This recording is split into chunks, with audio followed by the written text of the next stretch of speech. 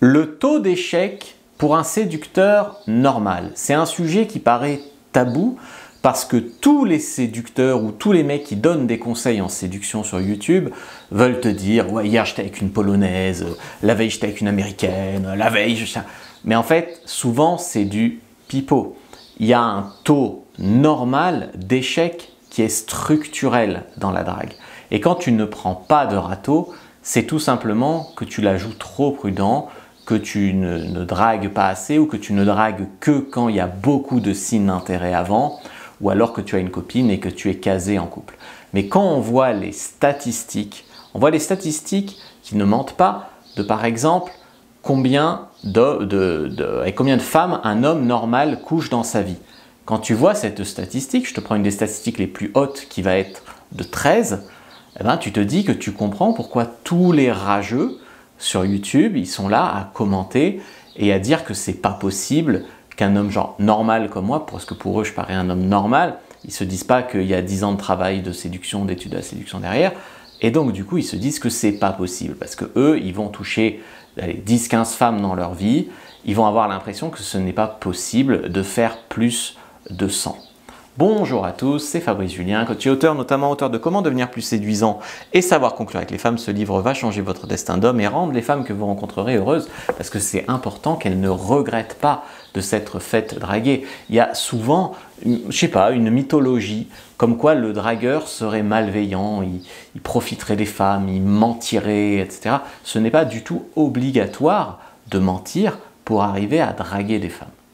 Donc comme on le disait, quand tu es un mec qui en moyenne connaît une quinzaine de femmes dans sa vie, eh bien tu te dis que l'homme moyen, soit il a un taux d'échec proche de 100%, soit s'il drague beaucoup et qu'il arrive qu'à 15, c'est presque jamais que ça marche, soit sinon, eh bien c'est simplement un lâche qui drague pas, qui attend d'être choisi par une femme, au lieu d'aller vers les femmes qui lui plaisent ou qui l'intéressent. Il attend, il prend son temps, il tourne autour, etc. Mais cette stratégie très prudente, elle ne marche pas non plus à 100%. Parce qu'il y a plein de mecs qui tournent autour d'une fille, ils attendent des signes d'intérêt, ils deviennent amis d'abord, etc. Puis après, elle sort avec un autre gars. Mais il y a des gars comme ça pour qui c'est plus important finalement de ne pas prendre de râteau plutôt que de coucher avec plein de filles. Parce que c'est lié. À moins que tu sois une rockstar ou une célébrité ou quelque chose comme ça, c'est lié. Plus tu as d'échecs, ça veut dire que plus tu fais de nombres, et ça veut dire que normalement plus tu t'améliores aussi, et donc plus tu as de réussite. Mais c'est quand même, je veux dire, j'ai sûrement pris plus de râteaux que la plupart des hommes, mais j'ai aussi été récompensé plus de fois. Il y a aussi beaucoup d'hommes qui se contentent de la drague en ligne. Par exemple, ils vont attendre que la fille qui leur plaît leur mette un like sur Instagram, ils vont se poser des questions pendant 10 plombes. Est-ce que je dois lui envoyer un DM? Est-ce que je dois lui mettre un like moi aussi? Tu vois que ce sont des dragues qui n'avancent pas. Puis il y a tous ces hommes qui pensent que pour séduire une femme, il faut l'inviter dans un resto 5 étoiles, louer une Ferrari pour la soirée, etc. Quand je leur dis que je drague des filles, ça me coûte 5 € ou moins, une bouteille de vin chez moi ou un café en bas de chez moi, premier rendez-vous, puis après on couche ensemble. Les mecs, ils y croient pas. Ils y croient pas parce que c'est tellement hors de leur réalité, mais c'est possible. Enfin, c'est possible, il y a beaucoup de gens ici qui le savent. D'ailleurs, si vous savez que c'est possible, dites-le dans les commentaires. Mais en fait, ça montre juste les croyances limitantes de tous ces mecs, leur insécurité, tous ces mecs qui critiquent. Parce que si ça leur semble tout de suite du mytho, tout de suite ridicule, tout de suite impossible, ben c'est que c'est eux qui sont limités. Puis il y a tous les hommes en couple qui n'ont pas vraiment choisi leur copine. Ils ont pris une fille, oui, qui leur convenait, mais si tu veux, la fille, elle a pris le mec qu'elle voulait, et eux, ok, tu vois, ils ont dit ok.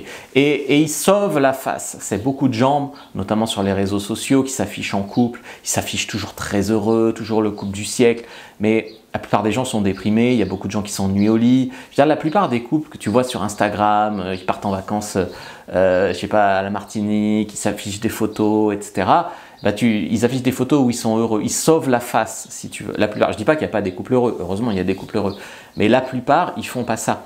Ils ont la conscience tranquille, ils se disent, j'ai une copine, je vais pouvoir critiquer les célibataires, je vais plus avoir besoin de draguer, je vais plus prendre de râteau. C'est plus important pour eux de jouer la prudence que finalement d'aller chercher une fille qui leur plaît vraiment. Et ils partent toujours du principe, et ça c'est là où tu vois à travers, c'est les cadres de réalité en fait, tu vois à travers ce raisonnement que pour eux le célibat, il est forcément subi, que le célibataire, il est forcément loser. À aucun moment ils envisagent que tu peux être célibataire et t'éclater. Il y a plusieurs catégories. Il y a les mecs qui chopent parce qu'ils sont chanceux, ou parce qu'ils ont quelque chose pour eux, alors ça leur paraît simple, et ils séduisent plutôt naturellement, ils sont vraiment déconnectés de la réalité. Et comme ça leur paraît facile, du coup quand ils voient des conseils en drague, ils se moquent. Alors ce système, il a vraiment des grosses limites, parce que c'est pas parce que tu séduis naturellement que tu peux pas progresser. Moi je suis parti de moins que 0 en drague et je suis arrivé à un niveau plutôt bon. Il y a sûrement des mecs qui sont même naturellement meilleurs que moi, ça c'est clair. Mais en tout cas, ce qu'il faut voir, c'est la progression. Tandis que le mec qui est bon naturellement, il ne se remet pas en question. Il n'apprend pas. Donc finalement, il est bloqué. Et des fois, il est bon en séduction, mais il est quand même bloqué dans un couple avec une nana toxique. Ou alors, il y a plein de raisons comme ça qui font qu'il n'a pas appris, en fait, ce domaine-là de sa vie. Donc ça met des limites. Et tu vois, par exemple, je prends l'exemple de Cyprien, le youtubeur, il y a, je ne sais même pas combien, il doit avoir 10 millions d'abonnés maintenant. Eh bien, il avait fait une vidéo sur un coach en séduction qui s'appelait, je ne sais plus, William, je crois, et il l'avait affiché, il y avait mis la honte, mais le pauvre. Alors, c'était pas un coach en séduction flambant, ça c'est clair, mais faire ça, ça voulait dire quoi? Ça voulait dire qu'on méprise ce mec, ça voulait dire qu'on lui fout la honte en public, ça voulait dire, ah ben moi, tu vois, moi j'ai du succès et eux, ils ont besoin d'apprendre à draguer. Tu vois comme c'était méprisant. Eh bien ça vraiment, le Cyprien, c'est pas qu'il soit spécialement beau, il est pas moche, mais c'est pas qu'il soit spécialement beau. Mais quand tu as 10 millions d'abonnés, que tu es une célébrité pour les jeunes, il doit y avoir plein de nanas qui lui envoient des messages sur Instagram pour coucher avec lui, ou alors il est en couple sûrement depuis. Tu vois, déconnecter vraiment de la réalité pour se permettre de critiquer. Puis ça leur donne aussi, oui, tu vois, moi je critique la drague, c'est-à-dire que moi je suis au-dessus de ça. Tu vois, c'est une valeur morale, etc. Il n'y a pas ils se disent pas, ouais, ça peut aider des gens. Ils se disent pas, non, il faut qu'ils méprisent, il faut qu'ils se moquent. Tu vois, il y a aussi tous ceux il y a ceux qui ont renoncé, quoi, qui sont frustrés. Ils ont un peu la haine et ça leur paraît dingue que ça marche pour un gars normal. Là, j'ai eu un commentaire sur Instagram, j'avais mis une vidéo sur la femme vénale sur Instagram et il y a une fille qui commente, elle met n'importe quoi, pff, tu vois, sans argument, juste comme ça. Puis tu vois un gars qui se la joue un peu chevalier servant, il voit une fille qui commente, alors il se dit je vais la brancher, tu vois, je vais la brancher en critiquant le coach. Alors il dit ouais, tu connaissais pas ce gars, ça fait longtemps qu'il fait ça, il est trop ridicule, nani nana. Tu cliques sur le profil du gars, il est que une énorme barbe entre mecs avec sa bière. Bon, tu vois, le mec lunaire. Et il se dit pas, ça fait longtemps qu'il fait ça, donc ça veut dire qu'il a eu beaucoup de clients, qu'il a aidé beaucoup de gens et que ça marche. Non, il se dit, et après il dit, ouais, ça fait longtemps qu'il est là, lui, il est trop magique, au sens de on se moque. Et après, il dit, c'est qu'il y en a des désespérés qui doivent le croire. Hein, mais va voir les pages de témoignages sur mon site, mec, c'est quoi ce délire, tu vois? Enfin bref. Puis il y a les mecs qui ont appris. Alors ils ont appris et ils ont été récompensés de travailler sur eux. Et ils ont fait face à l'échec, ils ont progressé, ils ont eu des résultats. Et pour revenir au taux normal d'échec, un mec qui est normal ou qui est plutôt bien physiquement, quand il débute, c'est normal qu'il ait, j'allais dire 100% de râteau, non, mais 90%. Et ça, je le vois bien en coaching. Il y a des gars, ils prennent un numéro sur leur première approche, ils sont hyper heureux, puis après, ils n'en prennent plus pendant 8 ou 9 approches. Mais ils sont galvanisés par le fait d'avoir pris un numéro sur leur première approche. Puis il y en a, ils n'en prennent pas au début. Et ensuite, ils vont renoncer, ils s'accrochent, etc. Puis ils finissent par en prendre un. Ils en prennent un à la 9e approche. Mais tous les deux ont pris un numéro sur 10 approches, par exemple. C'est juste qu'il y en a un qui est galvanisé parce qu'il a pris au début, l'autre à la fin. Mais en fait, c'est statistiquement plutôt pareil. On peut même se dire que le mec qui l'a pris à la fin, il a progressé en 10 approches. Et donc, il va améliorer son taux de réussite. Voilà. Donc la drague, c'est pas facile, hein, on va pas se mentir. Il y a la peur du rejet, la peur de vraiment se se confronter à la réalité. Hein. L'anxiété d'approche, elle est énorme. C'est-à-dire quelqu'un qui n'a jamais fait de drague ne peut pas se rendre compte de ce que c'est que... Il pense que tu te dis que tu vas parler à une fille, pauvre, c'est facile. Bah non, c'est pas facile, tu vois. Donc non, c'est pas du tout facile. Donc je dirais que si tu es un dragueur normal et que tu as rejoint un groupe de dragueurs ou tu sors régulièrement en tout cas pour draguer, tu t'es mis sur 1 ou 2 sites de rencontres, tu peux rencontrer, coucher avec 1 à 2 filles par mois, ça me paraît déjà vraiment très bien. Tu es déjà au-dessus de la moyenne, ça veut dire qu'en 1 an tu couches avec 24 filles, ça veut dire que tu as déjà fait plus que le français moyen, tu vois. Je dirais qu'un taux de réussite qui est déjà pas naze, tu peux déjà arriver à 10% sur 10 approches par exemple, arriver à avoir un numéro d'une fille ou un rendez-vous avec une fille. Ça ne veut pas dire que c'est génial comme taux, ça veut dire que c'est tout à fait normal. Si maintenant tu as fait 100 approches ou 1000 approches et que tu n'as pris aucun numéro, ça se peut que ton approche soit perfectible, d'accord ?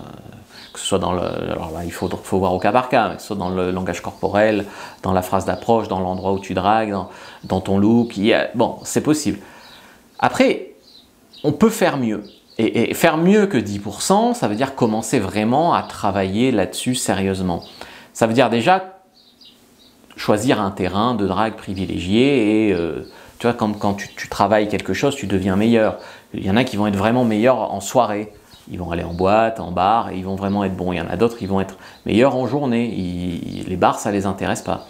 Il y en a d'autres, ils vont draguer que dans leur cercle social. Mais alors, pour se contenter de ça, il faut vraiment être quelqu'un de public, quoi, presque. Je sais pas, serveur en boîte ou vraiment très social comme personne. Il y en a qui vont se concentrer sur le jeu de séduction en ligne, les sites et les applis de rencontre. Et puis même là, mettons, je reviens sur la drague en soirée ou en journée. Tu as 2 écoles. Tu as ceux qui approchent beaucoup, on va dire, à froid, c'est-à-dire une fille ne l'a pas vue, ne l'a pas repérée, et il va l'aborder. Et puis tu as les approches à chaud, c'est-à-dire, je sais pas, la fille danse avec sa copine, et elle lui lance un regard 1 fois, 2 fois, et il y va. Il y a eu un signe d'intérêt avant. Et bien quand il y a eu un signe d'intérêt avant, tu vas forcément aborder moins que si tu abordes à froid, puisque il y a moins de filles qui te donnent des signes d'intérêt que de filles qui ne t'en donnent pas. Et donc, tu vas aborder moins, mais par contre, tu vas avoir plus de réussite, puisqu'elle t'a donné un signe d'intérêt. Alors après, ça ne veut pas dire que ça marche à chaque fois, mais ça veut dire que tu as quand même un plus gros taux de réussite sur une approche à signe d'intérêt. Tu devrais être plutôt dans l'ordre de 50%, voilà, avec une approche avec un signe d'intérêt avant. Là où je t'ai dit qu'une approche à froid, si tu as déjà 10%, c'est déjà bien. Après, tu peux quand même améliorer par des astuces tes approches à froid, par exemple en utilisant des techniques de neuroséduction, par exemple, en disant que tu reviens de tel endroit, ça communique que tu es social ou que tu es avec des amis, ça communique que tu es pas... Il y a des petites astuces comme ça où tu glisses des petits mots dans tes approches et pouf, ça augmente ton taux de réussite. C'est comme il y a eu des études sur le toucher, les vendeurs au porte-à-porte, quand ils touchent leurs clients, ils vendent plus. Bah oui, il y a des astuces comme ça de psychologie sociale qui augmentent les taux de réussite aussi en séduction. Et donc tu peux monter mais tu ne vas pas monter à 100%, ça c'est impossible, ni même à 70%. Mais tu peux monter à, je sais pas, déjà tu monteras à 30%, 20-30%, c'est déjà hyper bien sur des approches à froid. Et je dirais entre 50 et 70% sur des approches à chaud. Voilà, quand tu es un séducteur normal, hein, pas un débutant, mais un mec qui a déjà, disons, qui fait ça depuis 1 an, qui fait ça sérieusement. Mais le rejet, de toute manière, il est structurel. Le rejet, il fait partie du jeu. Donc finalement, à partir de 10% de réussite, tu peux déjà te dire que ce n'est pas une catastrophe. 20 à 30%, c'est vraiment puissant. Et quand tu as des approches à chaud, ne les rate pas. Vas-y. Et puis après, mettons même que tu restes à 10%. Si tu démultiplies ça sur plein de filles, de toute façon, tu n'as rien à perdre. Hein. Tu n'as rien à perdre. Je veux dire, il n'y aura pas moins que 0. Donc, tu n'as rien à perdre à démultiplier ça. Si tu multiplies ça, si tu abordes 10 filles avec 10% de réussite, tu as un numéro. Mais si tu abordes 100 filles, tu as 10 numéros. Et si tu fais ça, je ne sais pas, 3 heures par semaine ou 4 heures par semaine, toutes les semaines, tu vas vivre sur le moment des aventures. Comme ça, il y a bien sûr des filles qui vont te mettre des râteaux, des ratos violents, des ratos gentils, tu vas avoir des filles qui vont te donner un numéro qui vont pas répondre, des filles qui vont être super emballées, qui ont toujours rêvé de se faire draguer dans la rue. Tu peux tomber aussi sur des nymphomanes. Une nymphomane qui te demande de monter chez elle au bout de 10 minutes. Dans la rue, il y a tout le monde, donc c'est possible. Et c'est comme ça que tu vis des aventures dans la rue. Voilà ce que je voulais vous dire sur le rejet, vraiment, en séduction. Prenez votre fiche sur l'état d'esprit du séducteur. Premier lien dans la description de la vidéo, lien en commentaire épinglé. Vous allez vraiment comprendre comment ça marche, la drague, la séduction. Vraiment super anti-sèche de séduction, donc prenez-la, ne passez pas à côté. Likez, commentez, partagez, puis abonnez-vous. Et vérifiez que vous êtes toujours abonné et qu'il y a toujours la cloche, parce que des fois YouTube, il joue un petit peu avec ça.